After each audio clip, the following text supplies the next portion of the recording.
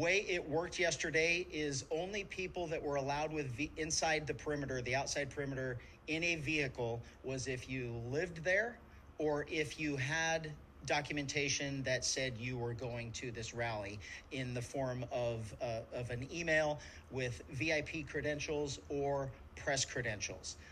Those vehicles were allowed in. There were no other vehicles allowed.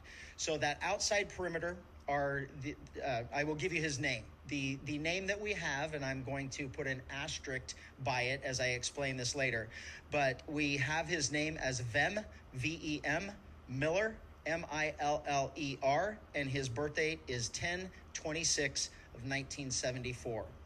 He approached the outside perimeter, gave all indications that he belonged there, that he was a participant that was allowed to get into VIP and to and a press corps, and so he was allowed through that outer perimeter. As he got to the inside perimeter, where deputies were conducting obviously a more thorough evaluation of the vehicles that were coming in, there were many irregularities that popped up. The deputy noticed that the interior of the vehicle was in quite disarray. The vehicle had an obviously fake license plate, and that prompted further investigation from our deputy into why the person was there, and what he was doing. During that investigation, the deputy eventually found multiple passports with multiple names, multiple driver's license with different names.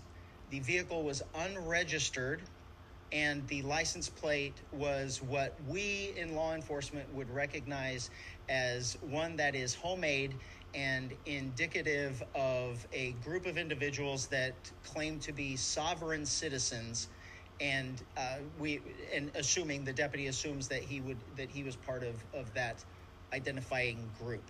So during the investigation, obviously those identification documents were found, in addition to a loaded handgun and a shotgun.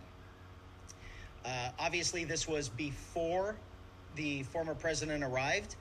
The person was taken into custody. He was eventually booked into jail on those charges, and eventually he was released. He will have to further his court case in the future. Right now, we are actively engaged in working with Secret Service and the FBI to ensure that this person is followed up on, and all of the information that they can gather. I can tell you that from my perspective, from a state law enforcement agency's perspective, the firearms charges is what we arrested him for and booked him on. Anything further will come from the federal government, and quite frankly, I don't know if we will be a part of that. We will certainly be a part of that investigation and cooperating with them, but those charges, if any, will come from them. They will not come from us.